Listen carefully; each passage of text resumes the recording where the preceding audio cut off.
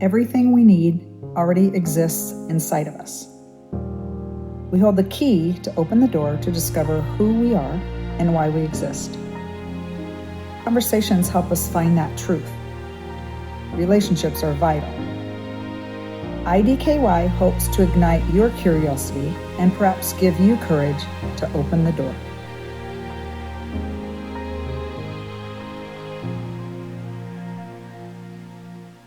Okay, welcome back to session 2 with Rich Hardesty. And we're going to start out with a little personal connection for me. My husband and I were blessed to go to all the IU tournament games, the Rose Bowl, the Peach Bowl. And you have an IU connection as well. And I believe that I saw something on social media that you had a song or something. So tell us your take on your IU connection and whatever you want to tell us about that. Okay. Are you talking about Indiana Girls? Yes. No, you're not. You're talking about the breakup song.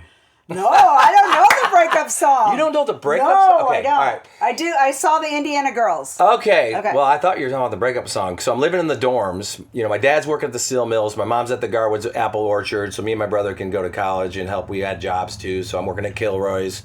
But I'm living at Disco Briscoe, and I write a song called "I Never Want to See You Again." I dropped the F-bomb, and it became so popular it was on every jukebox on the campus.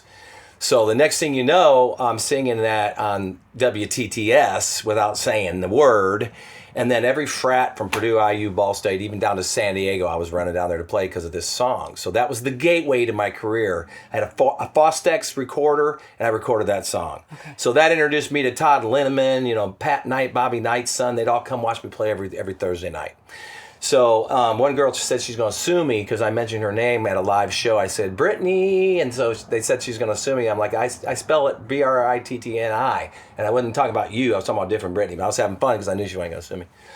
But Indiana University, I would have never went there if I hadn't seen, you know, movies like Fast Times at Ridgemont High, Animal House. Animal House? Yeah. And The Cutters, Breaking Away. Yeah. So Breaking Away, rooftop. I drove from high school in a Ford Fiesta with all my friends. We went out to the quarries. We did things. Some of those things we can't talk about here. Okay. We did things that made us want to show off and jump off the rooftop just like in the movie, you know, Marlboro Reds, you know, other things. And then, so I jumped off there. And then we go to the Little 500 at the time. I'm like, wow, this is amazing. Little 500. Oh my gosh, I'm in high school, right? So I go to a frat house, stay up all night. I got to go there, but I couldn't. I have ADD, so I can't come here my freshman year. My cousin Dies here, who's my lead guitar player in the band. We're playing, you know, Ozzy Osbourne and everything. He comes here, and his sophomore year, he died out by the quarries where he was on a motorcycle, and he hit the bank, and he instantly died. So then I come here because I had to get my grade point over that. So I went to PNC, IUSB, and then I got enough grade point average to come in for the Kelly School of Business, right? So I didn't come down to IU to be in music or anything like that. I just came down here to make my parents happy and graduate. Mm-hmm. So I ended up giving them the degree. I said, this is for you, now I'm going to do what I did. Because the song that I wrote, all of a sudden I think, oh, well, I guess I get to do this for a while. So that was the gateway. Indiana Girls, I wrote that about 15 years ago. There's a great music video out. I think it's great. Matt Mellon, thank you. He's also part of the 45 King LA project with Steve Resnick. I brought him on that, and he's our project manager because we got Steve, who's almost pushing 80. We got me in the middle, and we got Matt. So he's 30-something. So those three things. But how does that pertain back to IU? So I fell in love with IU. I was working at the Pi-Fi house. I was a GDI, a gosh darn independent, driving a light blue, Honda or Ford Escorts. And all the other guys had nice cars, you know, and the girls had convertible Mustangs. So I wrote a song called Who's Your Daddy? But by the skin of my skinny, whatever the thing is, I graduated. I don't know how I graduated. And then that song opened up the door for me to realize, oh, next thing you know, there's Kenny Aronoff, you know, teaching. There's Mo Z. I met everybody in Mellencamp's band except for John. And his dad and I are friends to this day. They'll send me a message. Yeah. But I played, you know, the Little 500 over and over again for almost 2 decades. Every frat. In Purdue, I actually went to Purdue so many times they thought I went to Purdue. Drew Brees, we took him to Jamaica. Played the Rose Bowl, you know, out in Pasadena. But I'm an IU guy. I'm a Hoosier guy. So even today, I get to go down to IU, play on the radio. I just love Indiana University for all the people I met, for the things that inspired me, and the fact that my dad almost killed himself working in the steel mills so I could even go there. Yeah. You know, and then Yeah. because of that, you know, was he happy that I didn't go out and get a day job? Not really, but he was my biggest fan. And when he died, I found a cassette tape in his truck that was my cassette tape called Jamaica Getaway. And it was a little cassette I put out. So there's so much. Like my mom says, you need to write a book, and I have enough to write a book, and each chapter could be a story that you'd go, what? That happened? Are you out of your mind? So I plan on doing that. Yeah. But the connection at IU, Indiana Girls, I Never Want to See You Again, that was the breakup song. That actually put me on the map. And today they'll hire me and go, don't play that song. I mean, don't worry, I wouldn't. There's kids around, right? Other people say, well, my kids already know the verses. Or I'll do a wedding and they'll say, make sure you play that song. I go, seriously, at your wedding?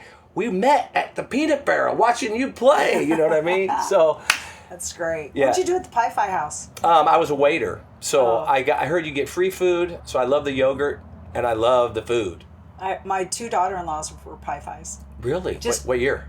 Just recently. Oh, okay. They're pretty young. Because I was the GDI, so I Oh. thought, well, they don't want to date me. I couldn't Yeah. even get a date. Well, I got to go to a dance once, and I was like, oh, I went to a dance with a Pie Fi. And then 10 years later, hey, this is no filter. This is authentically rich.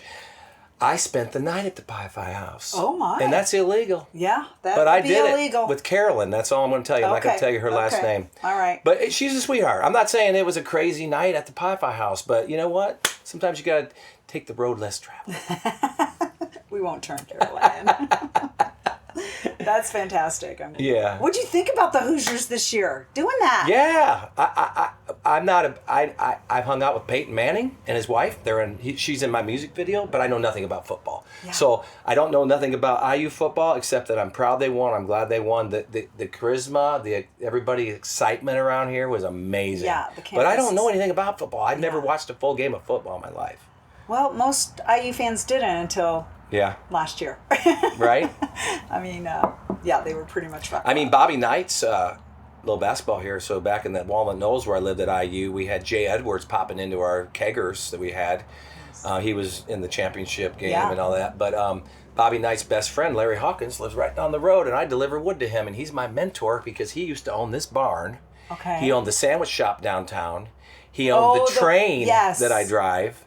And he owned the limousine service going out of the Little Nashville Opry. Okay. And him and Bobby were like this. And it just feels so good to go over there and deliver him wood and have him tell me stories. Yeah. And he's behind us at the Red Barn, too. Yeah, and they sold the sandwich shop, but Yeah. the new Hoosier Tie? Hoosier Tie, they still have. Do they still have? They kept all the Bobby Knight swag. Yeah, it's pretty. I love that place. It's pretty cool. That yeah. food's great. The I was food waiting is good for too. Yeah. for some Thai to come to People town. were disappointed when the sandwich shop left, but Yeah. it's. I think you were the one that told me we finally had a good Thai place here. Yep.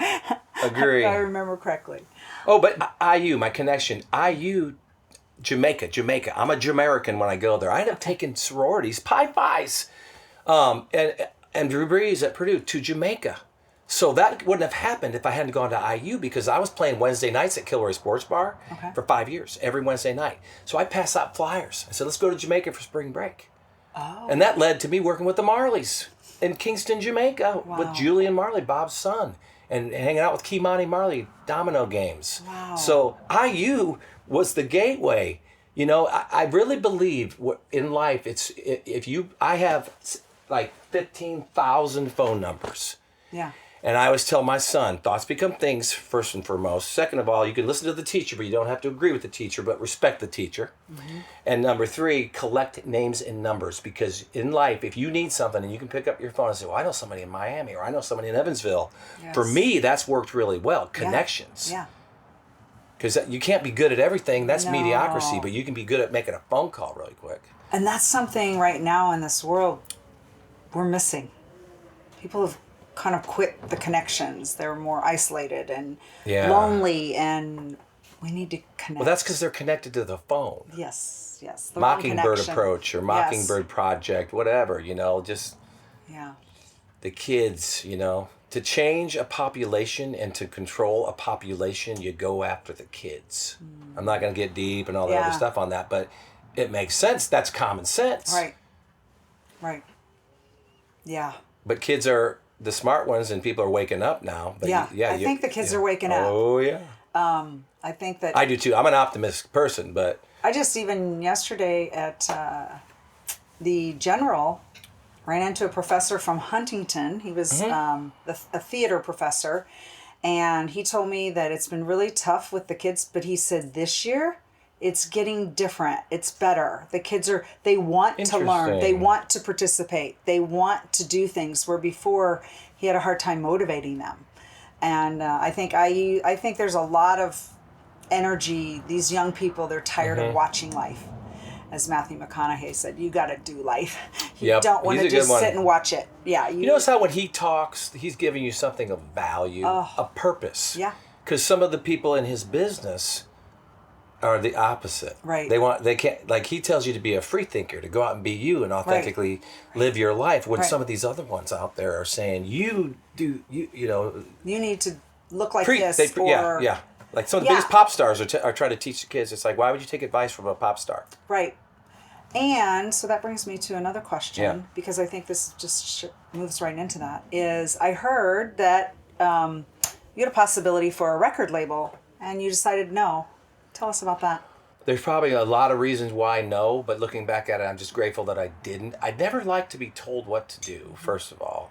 I don't like people with fat cigars sitting on a desk with their shoes up, making decisions for me. I read the book by Tom Petty, that I can't remember the name of it now, talking about how a record deal is usually not in your interest. They sang about it. They ripped people off, from the Gordon Lightfoots to David Crosby tells stories about it. But I was right there. So like I ended up in a movie with John Oates. Next thing you know, I'm being entertained. There's an attorney that wrote a letter from Jimmy Buffett. His first name's Jeff. I won't tell you his last name. It says Rich Hardesty is the next Jimmy Buffett. By the way, that hit my ego big time, because I'm like, I'm going to Jamaica. I am a freaking Jimmy Buffett, because he was a huge influence on me. So then I'm over at HK Management, walking around, going out to lunch with some of those people, and my dad got brain cancer.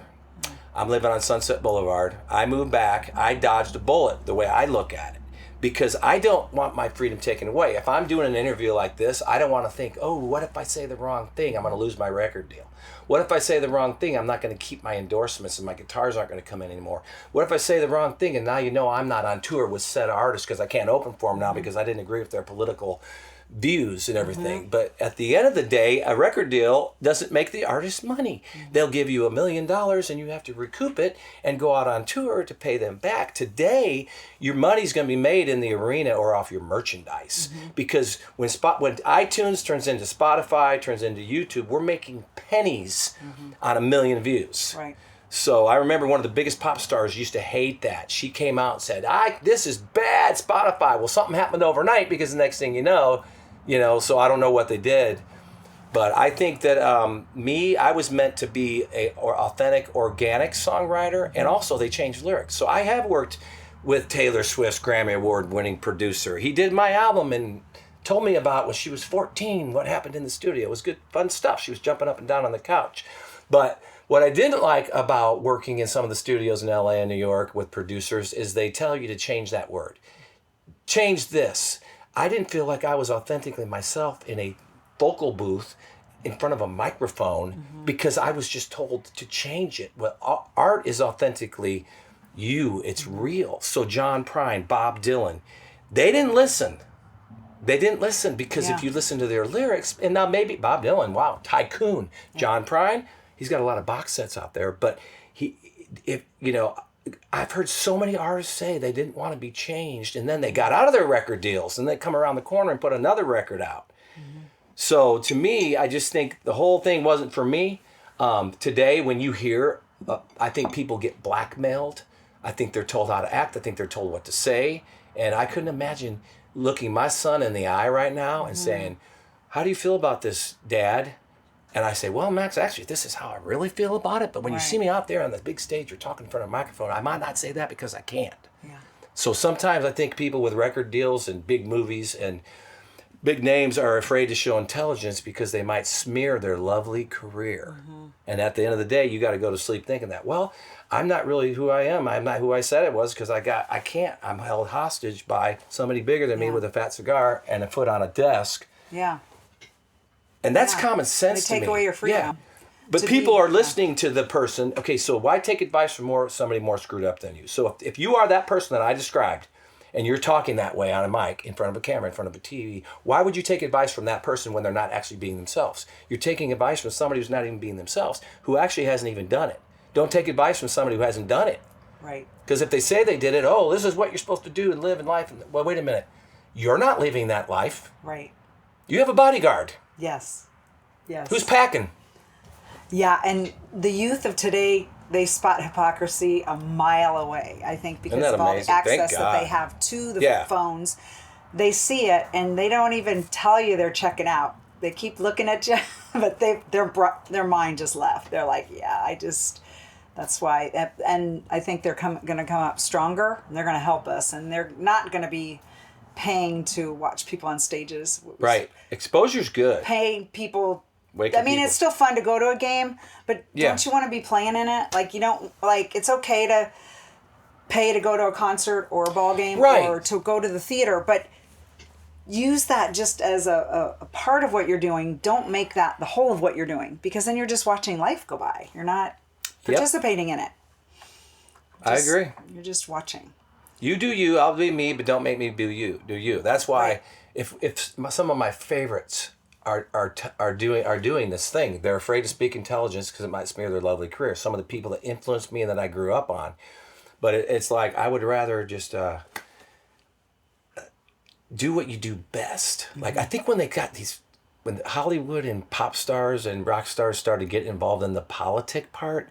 And I've been there. I've done it. I've stayed up all night long arguing with somebody. So I'm not trying to be a hypocrite. Yeah. And then I woke up the next day and said, what the hell? What do I know? I don't know what I don't know. Right. And I don't need to lecture people. But Well, just they use them as evaluate it. tools. So Yeah. the puppet masters are using them as puppets. Yeah. And here's the thing. Here's what woke me up to it. In the 30s, there's a book by Napoleon Hill called Outwitting the Devil. I've read it Okay. twice. How did that guy know in the 30s that this was coming? Yes. Because he said sports arenas, porn, Yes, he alcohol, did. tobacco, Yes. and all the above. They're going to use it to dumb down the people. Mm-hmm. That was in the 30s. You know what? They took the book off the shelves. They made him re-edit it. He died. It goes to his wife. His wife didn't want him to put it out because she was Right. so afraid because of what he said about his encounter with the enemy. Yes. And so it couldn't be published, so she was gone.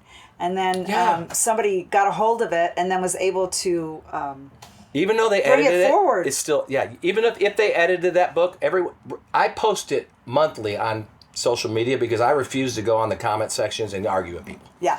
So what I'll do is I'll just say something clever like, you should have never trusted Hollywood. Because that's a verse in a song by System of a Down. Yeah. And if you listen to the lyrics, I mean, I lived on the Sunset Strip. It's pretty much, You saw it could go anywhere. I'll post on a comment when I really want to say how I feel, but then I'm thinking, I don't want to actually do what I'm telling people not to do, which is argue on social media. Right. So I'll just say, do yourself a favor and read Outwitting the Devil by Napoleon Hill. And they will explain to you.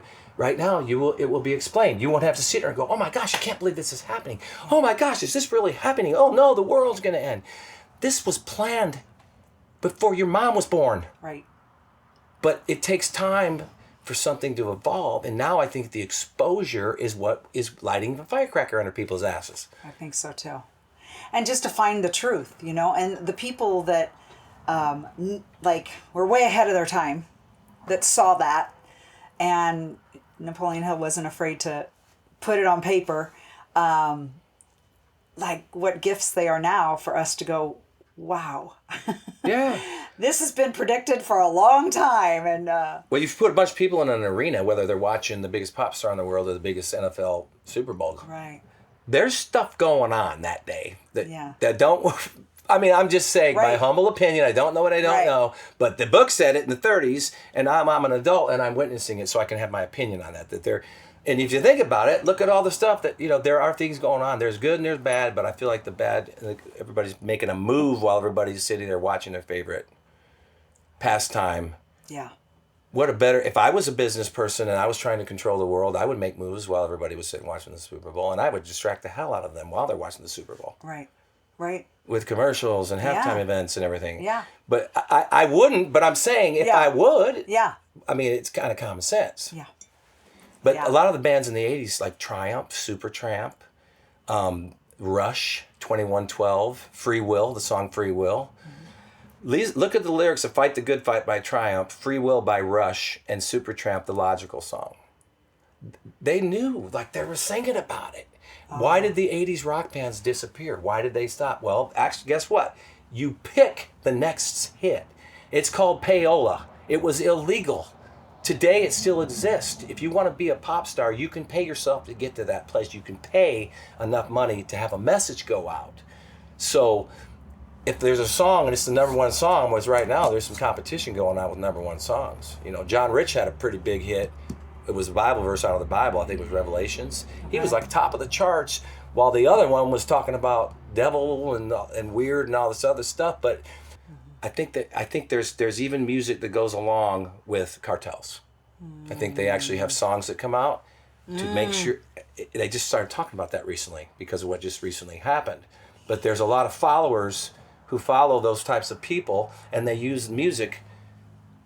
Like I said, Fast Times at Ridgemont High pulled me in. Yeah. And I was interested, so do songs. Right. Shout at the devil! And it's what you're feeding. It's what you're feeding your mind. Right. That you're going to act upon, right? Perfect example, Motley Crue, they said they were devil worshippers. But you hear their interviews, they actually were shouting at the devil. Who said The media. The media They bashed them. Oh, yeah. Like if you read it, I don't know if it was in the Rolling Stone, I don't know, but when the song comes out, oh, they're a bunch of devil worshippers, and Ronnie James Dio. But actually, that's just your opinion. You're a critic, and that's what you thought. Yeah. But when you heard them talk about their song, they were shouting at evil, shouting at the devil. And if you listen to the song, I play it downtown, and I roll down my windows. Yeah. I blast it. Boom, boom, shout! Shout at the devil! That's awesome. Bob Marley said, one love, one heart, let's get together. I was just trying to make a point that songs can be used to manipulate a person. Absolutely. If you get too deep with it, or you can just listen to it and learn from it and have an opinion. Yeah. And be aware. Right. That awareness. Yeah. That awareness. But what do I know? I don't know what I don't know. That's right. Well, we don't know yet. That's the conclusion of part 2. Join us for part 3. We'll have more with Rich Hardesty.